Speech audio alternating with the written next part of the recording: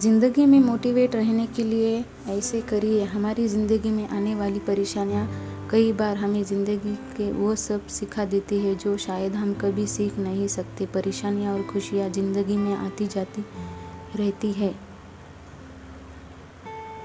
और इन परेशानियों से हम यहाँ तो कुछ सीख लेते हैं या फिर खुद को हारा हुआ मान लेते हैं। जो लोग खुद को हारा हुआ मान लेते हैं उनके लिए परेशानियाँ किसी पहाड़ से कम नहीं होती, और जो लोग अपनी मुसीबत परेशानियों को झेलकर उनसे बाहर निकल जाते हैं और उन परेशानियों से कुछ सीख लेते हैं, उनके लिए वो परेशानियाँ बुरी नहीं बल्कि अच्छी होती है।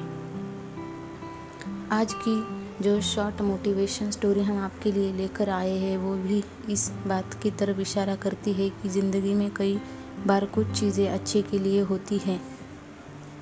जिस तरह रात के बाद उजाला होता है उसी तरह हर बुरे दिन के साथ एक अच्छा दिन भी आता है।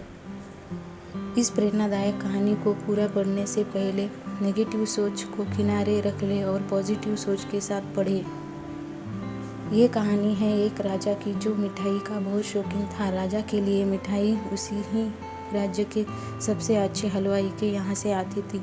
रोज़ की तरह राजा एक दिन मिठाई खा रहा था तो उसने देखा कि उस मिठाई के डब्बे में एक मक्खी मरी हुई है। ये देखकर राजा को बहुत गुस्सा आ गया।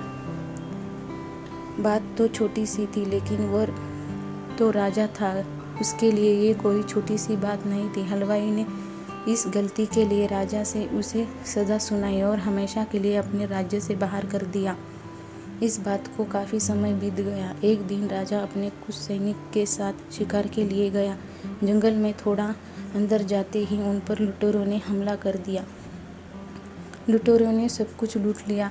राजा के सभी सैनिक को मार दिया। राजा की तरह अपनी जान बचाकर वहाँ से भाग गया और दूसरे राज्य की सीमा पर आ पहुँचा।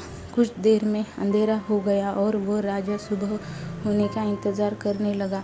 अगले दिन वो राजा उस राज्य के लोगों से मदद मांगने लगी, लेकिन दूसरे राज्य के लोग उसे भिखारी समझकर उसकी तरफ ध्यान नहीं दे रहे थे।